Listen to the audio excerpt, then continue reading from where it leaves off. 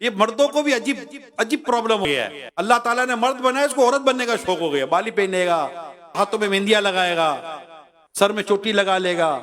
ارے اللہ نے تجھے مرد بنایا، مرد بن کے جی بھائی. یہ عورتوں کے کام ہے، مردوں کے نہیں ہیں. اور اس کو شوق ہو گیا ہے عورتوں کے جیسے کپڑے پہنو، عورتوں جیسا منہ ہو، عورتوں جیسا چہرہ ہو، عورتوں جیسے ناک ہو، عورتوں جیسا کان ہو، عورتوں جیسے ہاتھ ہو، عورتوں جیسے بال ہو. بھائی کہاں جا رہے ہو؟ مردوں میں آؤ. جو عورت مردوں کی مشابہت کرتی ہے، جو مرد عورتوں کی مشابہت کرتے ہیں، ان پہ لعنت کی گئی ہے. عورتوں کو بھی شوق ہو گیا ہے، مردوں جیسے کپڑے، مردوں جیسا انداز، مردوں جیسے بات. بالکل الٹا، بالکل الٹ پلٹ ہو گیا، سارا الٹ پلٹ ہو گیا ہے. مرد بولتا ہے میں عورت جیسا ہو جاؤں، عورت بولتا ہے مرد جیسا ہو جاؤں. میرا آج عورت بننے کا دل ہو رہا ہے، اب کچھ بول رہا ہے.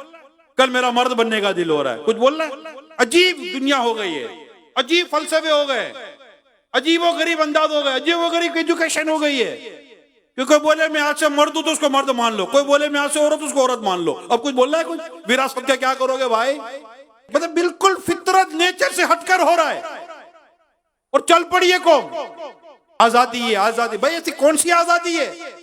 تمہیں اللہ نے عورت بنایا، عورت بن کے جیو. تمہیں اللہ نے مرد بنایا، مرد بن کے جیو. عورت بنایا تو عورتوں والی صفات دی ہے، مرد بنایا تو مردوں جیسی صفات بھی دی ہے. خالق کائنات نے ہماری تخلیق جو فرمائی اس کو سمجھے، وہ فطرت کے مطابق ہے.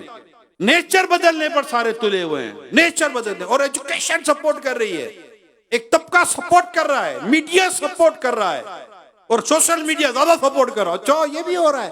اب بھائی جاؤ نا یار، کہاں پھنس گئے ہو؟ آؤ چلتے مدینے کی طرف. یہ طریقہ کار نہیں ہے زندگی کا.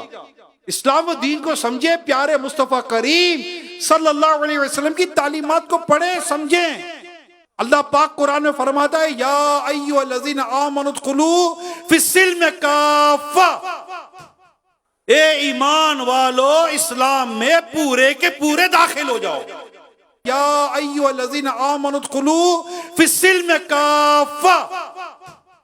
اے ایمان والو، اسلام میں پورے کے پورے داخل ہو جاؤ.